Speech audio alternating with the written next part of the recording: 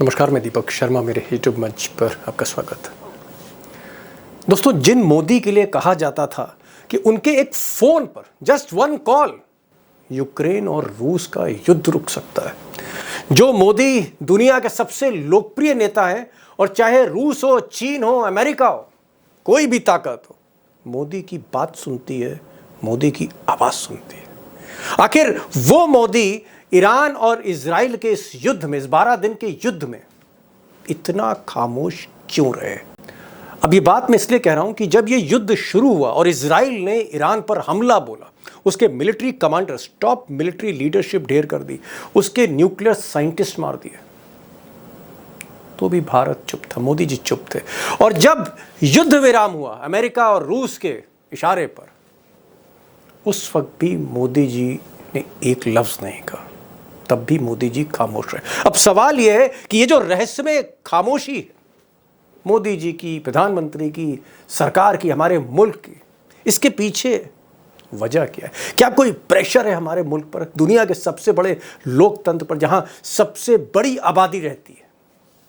क्या हम पर कोई प्रेशर है जिसकी वजह से हम दिल की बात कहने में घबरा रहे हैं, हिचकिचा रहे हैं? आखिर वजह क्या है? अब ये जो सवाल है, ये जो खामोशी है, मिस्टीरियस साइलेंस, रहस्यमय खामोशी, कोशिश करूंगा इस वीडियो में उस राज को खोलूं आपके सामने। अब सच्चाई यह है कि ईरान में आज की तारीख में जो इस्लामी हुकूमत है, उस हुकूमत के जो रिश्ते भारत की मिट्टी से, ऐसे रिश्ते इस हुकूमत के दुनिया के किसी मुल्क से नहीं है। वो चाहे अफगानिस्तान हो, वो चाहे सऊदी अरब हो, वो चाहे इराक हो, वो चाहे फिलिस्तीन हो, ऐसे रिश्ते जो भारत के साथ हैं किसी भी मुल्क के साथ नहीं। आपको जान के ताज्जुब होगा, लेकिन इतिहास कहता है कि अयतोला खोमेनी, जिन्होंने इस्लामिक राज स्थापित किया 1989 में, 1979 में, उनके रिश्ते लखनऊ से थे, उनके रिश्ते अवध से थे, उत्तर प्रदेश से थे, और यहीं से उनका परिवार, उनका कुनबा वापस ईरान लौटा था। उन्हें हिंदी कहा जाता था, जी हाँ, सरनेम हिंदी था उनके परिवार का। इतने गहरे रिश्ते होने के बावजूद हम चुप रहे, ईरान पर हमला होता रहा।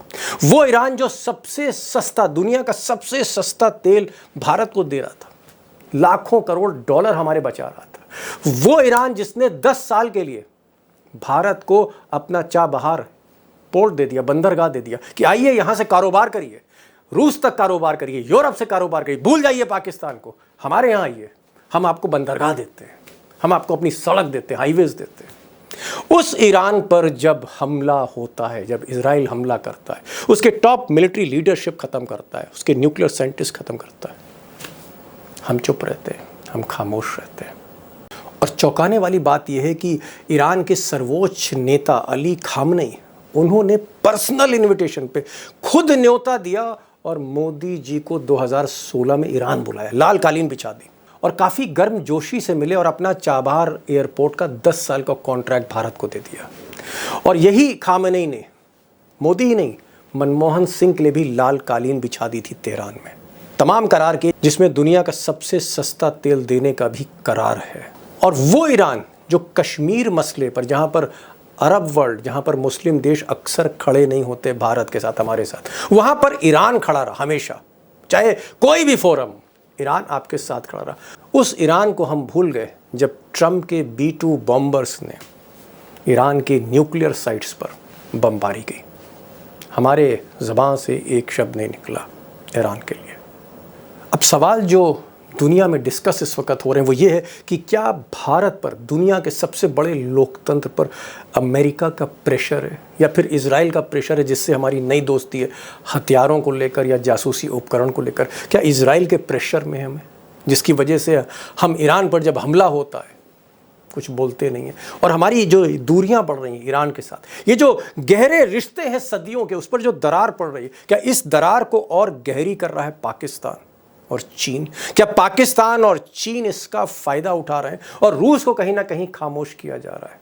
एक नया समीकरण जो दुनिया में बन रहा है, उससे भारत को अलग थलग करने की कोशिश हो रही, साजिश कर रहे हैं पाकिस्तान चीन मिलकर, और कहीं ना कहीं ईरान का हम साथ खोते जा रहे हैं। वो ईरान जो कहीं ना कहीं पाकिस्तान को बाहर कर सकता है, हमारे सबसे बड़े दुश्मन को, उस ईरान को लेकर हम खामोश क्यों हैं? क्यों हैं हम खामोश? और सबसे बड़ी बात, अमेरिकी मिलिट्री बेस पर हमला करने के बाद, कतर में अमेरिका को सबक सिखाने के बाद, इजराइल में भारी तबाही के बाद और अपनी missile technology, hypersonic missile technology के दम पर मिडिल ईस्ट की सबसे बड़ी ताकत के तौर पे जो ईरान उभर रहा है, क्या उससे दूर जाकर हिंदुस्तान को फ़ायदा है या हिंदुस्तान को नुकसान है? और क्या हमारी विदेश नीति अब खुद से नहीं चलती, दिल्ली से नहीं चलती, कहीं और से चलती है?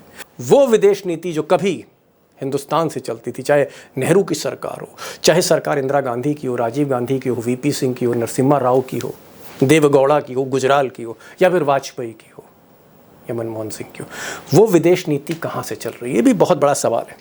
और दोस्तों, आज जो मैंने ये मुश्किल सवाल उठाए हैं, खासकर विदेश नीति को लेकर, मोदी की खामोशी को लेकर, इसका जवाब कोई पत्रकार तो नहीं दे सकता, इसका जवाब कोई स्ट्रेटेजिक एक्सपर्ट भी नहीं दे सकता, इसका जवाब या तो कोई फॉर्मर फॉरेन सेक्रेटरी दे सकता है या फिर कोई देश का विदेश मंत्री दे सकता है। ऐसा विदेश मंत्री जो बीजेपी को भी जानता हो, जिसने वाजपेयी के साथ काम भी किया हो, जो मोदी की रग रग से भी वाकिफ हो, वही ये जवाब दे सकता है। एक ऐसा विदेश मंत्री जो अमेरिकी राष्ट्रपति से भी मिला हो, जो खामनेई से भी मिला हो, जिसको अरब वर्ल्ड की जानकारी हो। और हमारी खुशकिस्मती है कि आज ऐसे ही विदेश मंत्री, पूर्व विदेश मंत्री यशवंत सिन्हा हमारे साथ हैं। यशवंत सिन्हा की एक एक बात को गौर से सुनिए। आज की तारीख में उनसे ज़्यादा एक्टिव सीनियर लीडर इस देश में कोई नहीं। आज की तारीख में यशवंत सिन्हा से ज़्यादा बेबाक बोलने वाला समझदार नेता इस देश में नहीं है। उनकी बातों पर गौर करिए, तस्वीर एकदम साफ होगी। क्यों हम खामोश हैं? शुरुआती सवाल यह है क्योंकि ईरान और इजराइल की जो जंग है, जिसको पूरी दुनिया ने देखा और जिससे पूरा मिडिल ईस्ट दहल गया, उसमें भारत का जो साइलेंस था, जैसे मोदी जी ने होठों पर उंगली रख ली हो, चुपचाप साइलेंट एकदम, क्या भारत का साइलेंट रहना, जब ईरान से हमारे अच्छे संबंध हैं, इजराइल से भी ठीक संबंध है, हमको एक पोजीशन लेनी चाहिए थी। हो सकता था कि विश्व गुरु जो हैं, जो भारत है, वो दोनों के बीच में दोस्ती करा देता, कंप्रोमाइज करा देता, जंग रुकवा देता। जो काम ट्रंप ने किया वो मोदी को करना चाहिए था। लेकिन क्या आपको लगता है कि ये मोदी जी का फेलियर है, हमारी फॉरेन पॉलिसी का फेलियर है कि हमारे आंखों के सामने दो मुल्क जंग लड़ रहे हैं, दोनों से अच्छे ताल्लुकात हैं और हमारी कोई भूमिका नहीं? बिल्कुल सही कह रहे हैं आप, क्योंकि हमारे इजराइल से अच्छे संबंध हैं, ईरान से और भी अच्छे संबंध हैं। और जब इजराइल ने ईरान के ऊपर आक्रमण किया तो वो एक ऐसा मौका था जिसमें कि भारत को साफ तौर पर एक स्टैंड लेना चाहिए था और कहना चाहिए था कि ये गलत हुआ। जब यूएस ने अपने बॉम्ब छोड़े ईरान के न्यूक्लियर ठिकानों पर, वो एक ऐसा मौका था जब भारत को एक क्लियर स्टैंड लेना चाहिए था कि ये ठीक नहीं हो रहा है। और देखिए, विदेश नीति में आपका जो राष्ट्रीय हित है वो सर्वोपरि है, लेकिन भारत जैसे देश के विदेश नीति में एक नैतिकता का इनपुट बराबर रहा है। हम जहां नैतिकता का सवाल रहा है वहां पर कभी हमने बिल्कुल खामोश रहने का काम नहीं किया है। हमने बोला है, साफ सामने आके बोला है।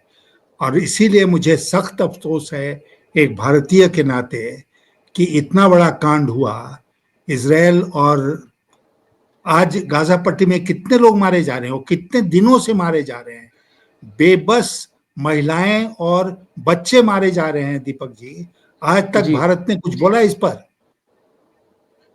इतनी बड़ी ये फेलियर है हमारी। मोदी जी का एक पॉलिसी है, चुप रहो, खामोश रहो, सब कुछ ठीक हो जाएगा। सब कुछ गड़बड़ हो गया उसी खामोशी के चलते।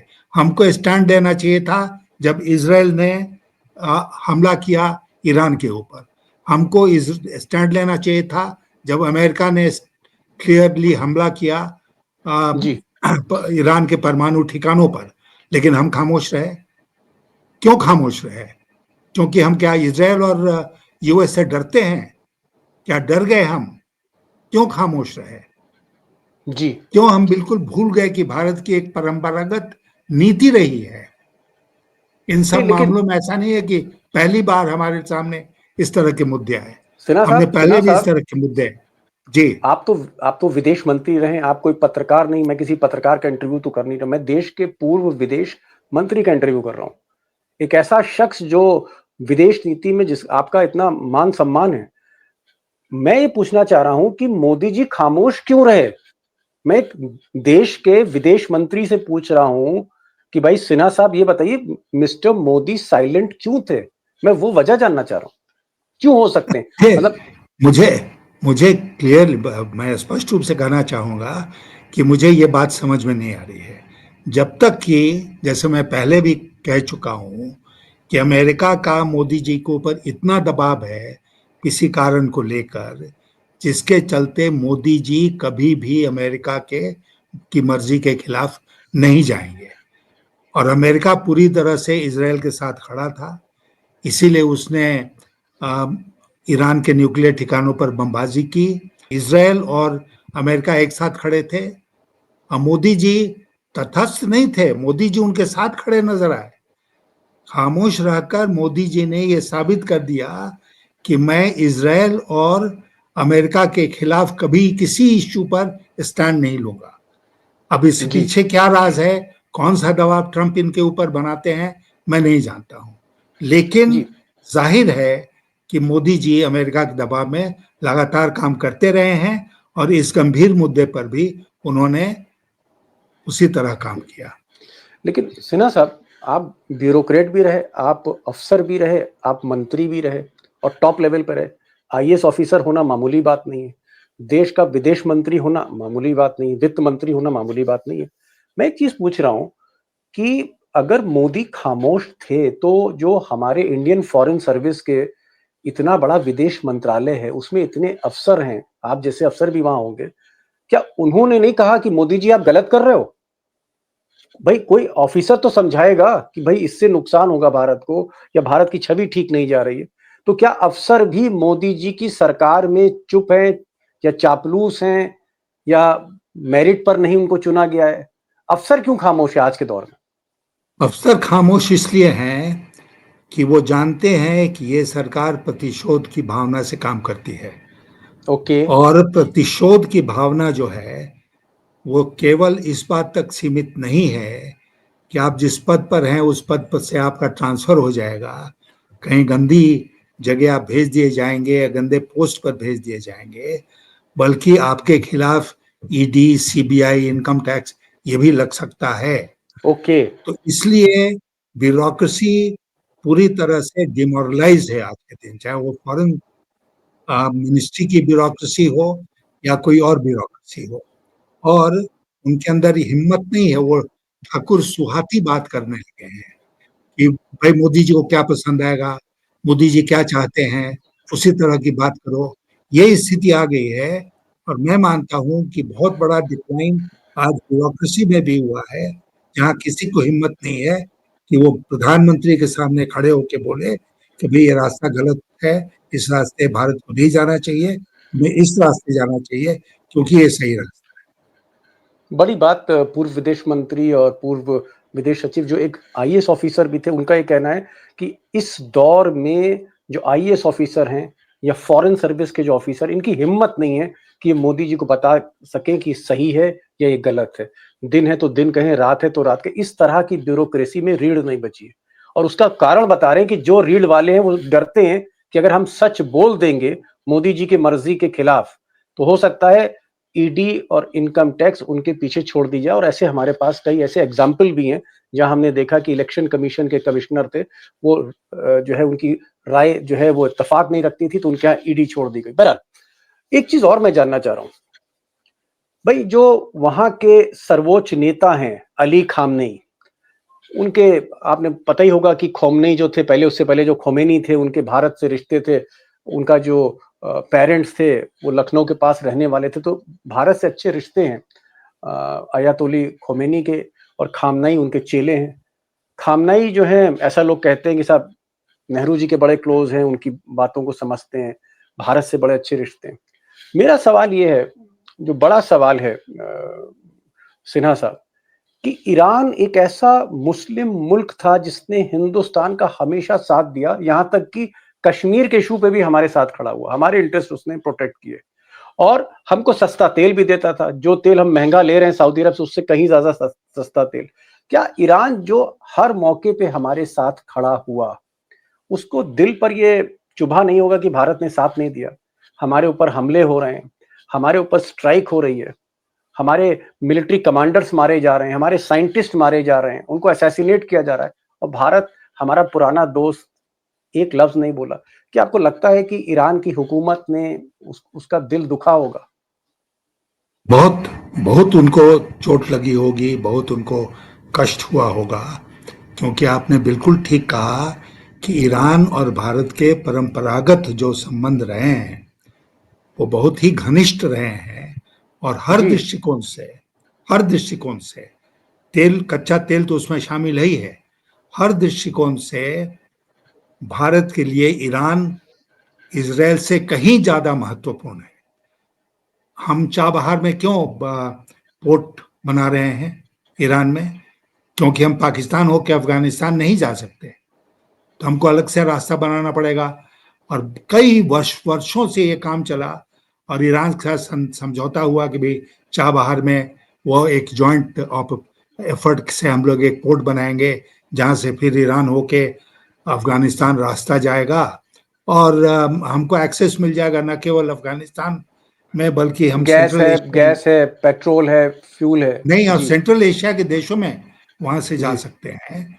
जी। तो इसलिए ईरान का जो स्ट्रेटेजिक इंपॉर्टेंस है, महत्व है भारत के लिए, मैं मानता हूं कि इजराइल से कहीं ज्यादा है।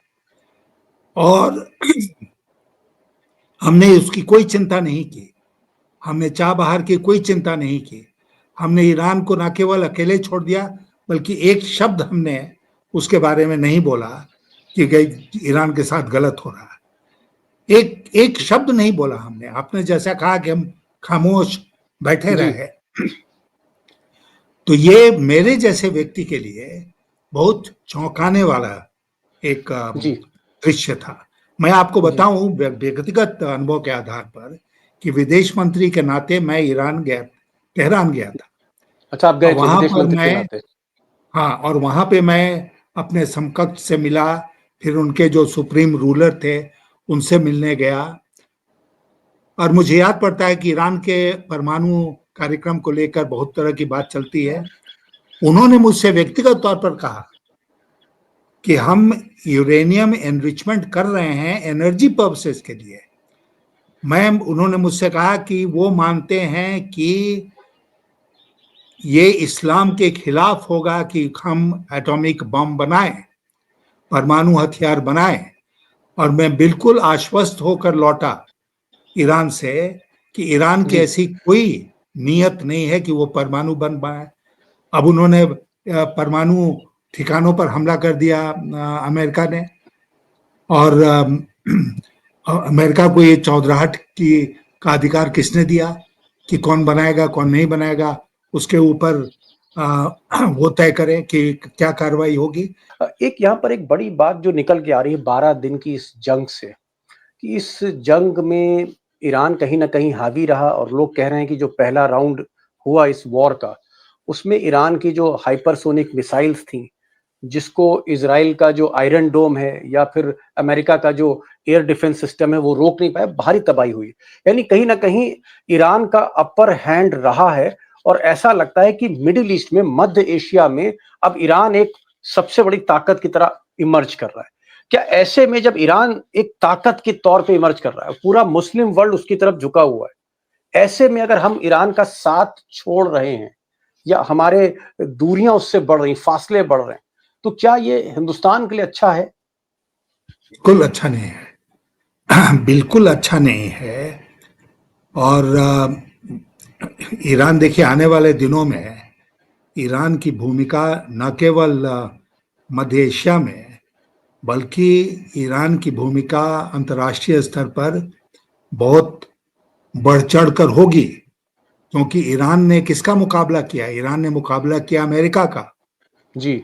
और उस जंग में एक जनरल फीलिंग यही है कि ईरान ने अमेरिका का मुकाबला करके अमेरिका को बता दिया कि उसकी क्या ताकत है।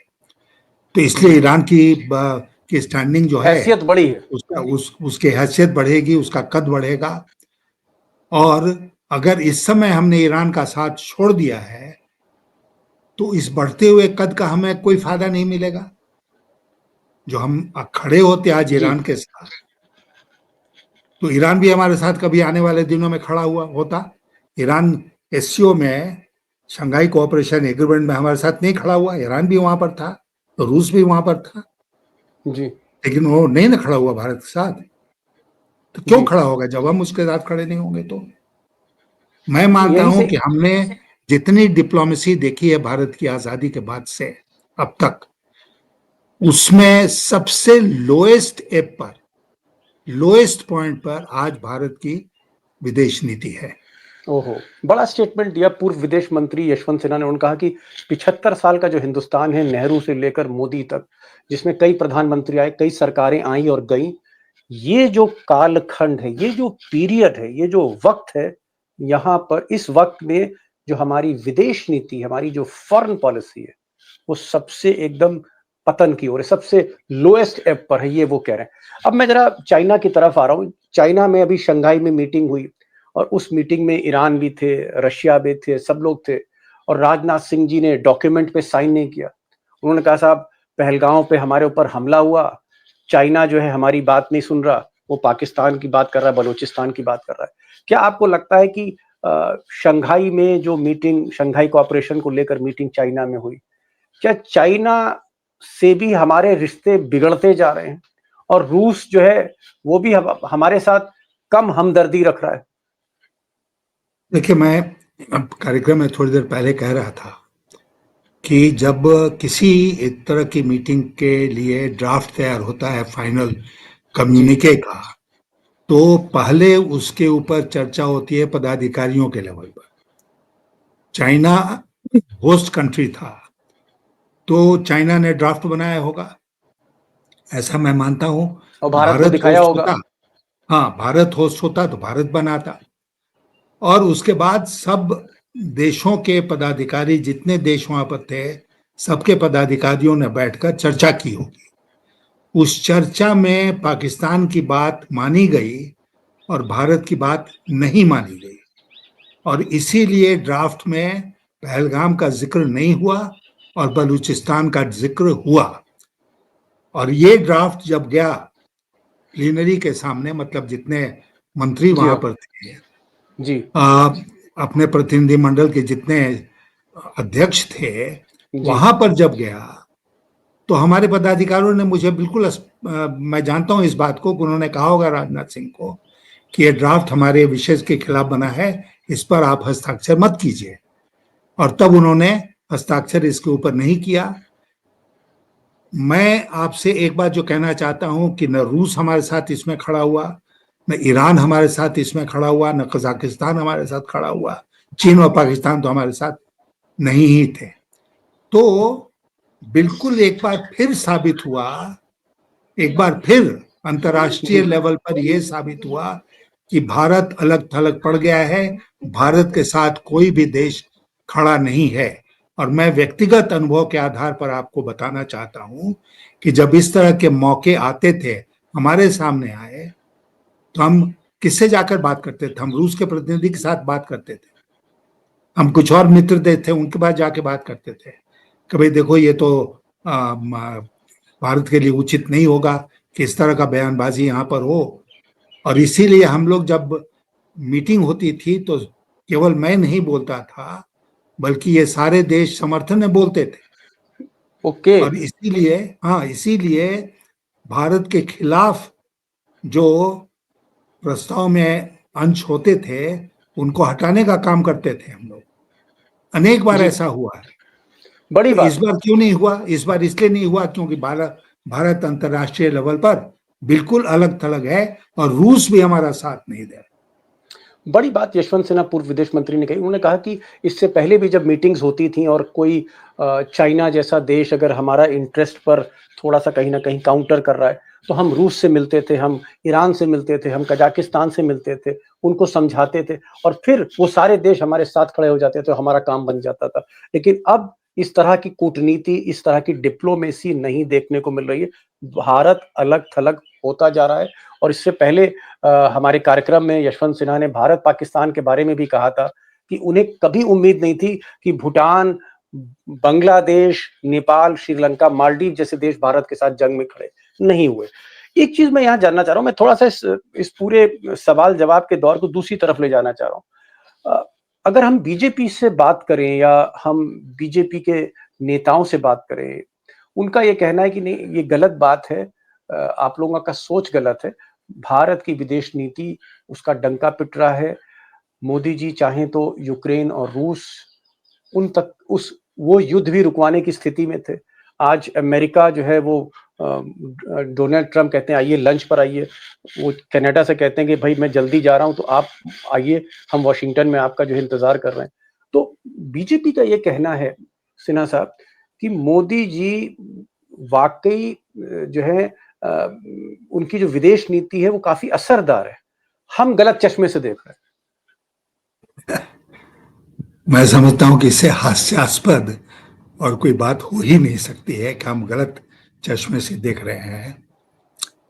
मैं मानता हूं, और मैंने इस बात को पहले भी कहा आपसे, कि दशकों से भारत अंतर्राष्ट्रीय स्तर पर एक भूमिका निभाता रहा है। नेहरू के टाइम में बड़ी भूमिका थी, हालांकि हमारे पास ना मिलिट्री ताकत थी, ना हमारे पास इकोनॉमिक आर्थिक ताकत थी, लेकिन फिर भी नेहरू का जो व्यक्तित्व था इतना प्रभावशाली था कि उनकी चलती थी अंतर्राष्ट्रीय स्तर पर। उसके बाद फिर इंदिरा गांधी आई, उन्होंने काफी कुछ इसमें रियलिज्म जिसको कहते हैं, यथार्थवादी विदेश नीति पर चलने का काम किया। और बराबर देश की जो विदेश नीति रही है उसमें यथार्थवाद और नैतिकता दोनों का एक कॉम्बिनेशन बना के हम आगे बढ़ते रहे हैं। जो बिल्कुल जहां पर स्पष्ट है कि ये गलत है उसको गलत कहने का साहस रखते थे, जो सही है उसका साथ देने का साहस रखते थे, और इसीलिए भारत की इज्जत थी। जी। आज वो इज्जत नहीं है, आज वो इज्जत नहीं है, क्योंकि हमें वो साहस नहीं दिखाया हमने। आज जो आपने जैसे शुरू में कहा था कि जी। मोदी जी क्यों खामोश हैं, मोदी जी क्यों नहीं बोल रहे हैं, कहाँ गए थे भारत में, वहां उन्होंने कहा ट्रम्प साहब ने बुलाया, आया हमारे साथ आओ लंच करो और बात करेंगे। ऐसे कोई अंतर्राष्ट्रीय मीटिंग होती है क्या? अच्छा भाई तुम इधर से गाजियाबाद जा रहे हो, इधर से कहीं ग्रेटर इंडिया नोएडा जा जाना। रहे हो तो मेरे मेरे यहाँ रुकते जाना, ये होता है क्या? ऐसे थोड़ी होता है।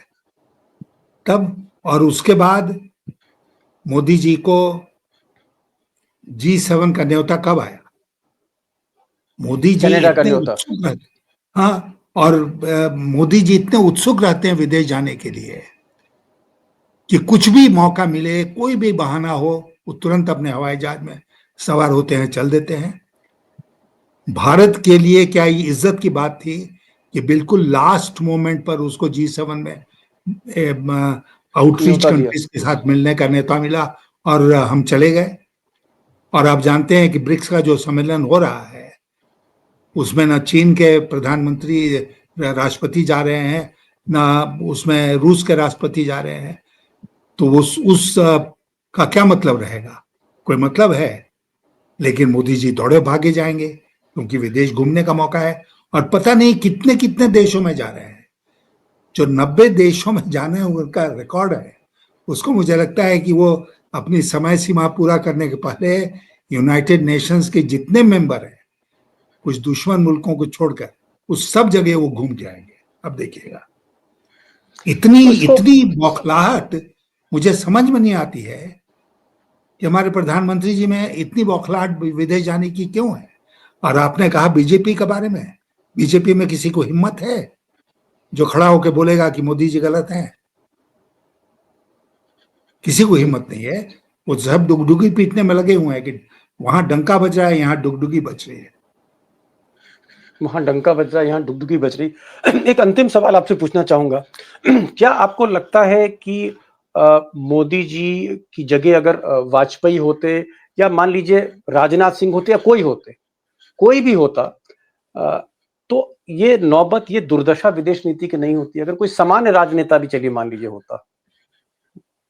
देखिए, वाजपेयी जी के साथ मैंने काम किया, विदेश मंत्रालय में भी काम किया। दोनों मंत्रालयों में जब मैं था तो उनके साथ कई बार मैं विदेश गया और विदेश के नेताओं के साथ जो बातचीत होती थी उसमें भाग लिया, मल्टीलैटरल जो मीटिंग्स थी उसमें भाग लिया उनके साथ। मैं एक बात आपको बताता हूं कि अटल जी कम बोलते थे, उनकी भी अंग्रेजी फराटेदार अंग्रेजी नहीं थी, हालांकि मोदी जी की अंग्रेजी से लाख गुना बेहतर थी। लेकिन अटल जी जब बोलते थे ना तो उधर से जो उनकी बात सुनता था, कितना बड़ा भी वो शासनाध्यक्ष राष्ट्राध्यक्ष क्यों न हो, एक एक शब्द ध्यान लगा के सुनता था। ये थी उनकी स्टैंडिंग। और हम आपको बता दें कि पहली बार जो हम कहते हैं ना ग्लोबल हाई टेबल्स, जिसमें अमेरिका के राष्ट्रपति, रूस के राष्ट्रपति और यूरोप के देशों के और यूके के लोग बैठते हैं, उस टेबल पर पहली बार भारत की तरफ से वाजपेयी जी जाकर बैठे थे। ये उनकी इज्जत थी और हम सब लोगों को फक्र होता था। मोदी जी ने 11 साल में इस देश को केवल एक सबक सिखाया है और वो सबक है कुछ करो या ना करो, प्रचार करो, खूब प्रचार करो, मीडिया को गोदी मीडिया बना दो। इसके पहले तो हमने कभी नहीं सुना था गोदी मीडिया का नाम। गोदी मीडिया बना दो और जो झूठ है उसको फैलाओ गोदी मीडिया से। आपने कहा ना कि राजनाथ सिंह ने जो किया तो भारत में डंका बजना शुरू हो गया है कि वाह राजनाथ सिंह ने क्या कमाल किया। ये कोई नहीं कहेगा, आज मैं आपसे कह रहा हूं कि कोई नहीं कहेगा कि एससीओ में भारत बिल्कुल अलग थलग पड़ गया और किसी ने उसका साथ नहीं दिया, रूस ने भी उसका साथ छोड़ दिया और इसलिए हमको हमारे सामने जो ड्राफ्ट आया वो हमारे पसंद का नहीं था। यशवंत सिन्हा साहब पूर्व विदेश मंत्री, दोस्तों पूर्व वित्त मंत्री, 3-4 बातें इन्होंने कही। उन्होंने कहा कि कहीं न कहीं 11 साल में जो भारत की विदेश नीति है वो ऐसी है कि 75 वर्षों में इस तरह से भारत का आप कह सकते हैं कि अ, फेलियर नहीं हुआ जो फेलियर अब हमें देखने को मिल रहा है। भारत हर जगह अलग-थलग पड़ रहा है। चाहे वो भारत-पाकिस्तान का युद्ध हो जो अभी हमने देखा, जहाँ भूटान, बांग्लादेश, नेपाल जैसे देश हमारे साथ खड़े नहीं हुए। हमारे पड़ोसियों ने नाता हमसे तोड़ा, एक तरह से दूरियां बना ली। ईरान की जहाँ तक बात है, ईरान और भारत की बहुत ही सदियों की दोस्ती है। वहाँ पर भी भारत चुप रहा और कहीं न कहीं इज़राइल अमेरिका के साथ खड़ा हुआ दिखा, ऐसे मौकों पर भी जब ईरान पर हमला हो रहा था। इसके अलावा जो शंघाई में, जो चाइना में अभी बैठक हुई, उसमें भी भारत अलग-थलग पड़ा और डॉक्यूमेंट पे साइन नहीं किया। कुल मिलाकर अगर देखें जो सिन्हा साहब का कहना है कि मोदी सिर्फ़ और सिर्फ़ प्रचार में लगे हैं और जहाँ तक फ़ॉरेन पॉलिसी है, उसमें ना विदेश मंत्रालय का कोई रोल है, ना हमारे अधिकारियों का कोई रोल है, क्योंकि हर आदमी मोदी से डरता है, वो चाहे अफ़सर हो, वो चाहे मीडिया हो या मोदी के कैबिनेट कोलीग्स हों। सिन्हा साहब आप आए और मुझे लगता है कि इतना समय आपने निकाला, जिस तरह से फ़ोकस किया, आपकी एक-एक बात पर मैं मुझे लगता है कि दोस्त ज़रूर गौर करेंगे, क्योंकि एक सच्चाई आपने खोल कर देश के सामने रखी। Thank you so much for joining this program. Thank thank you so you. Much sir.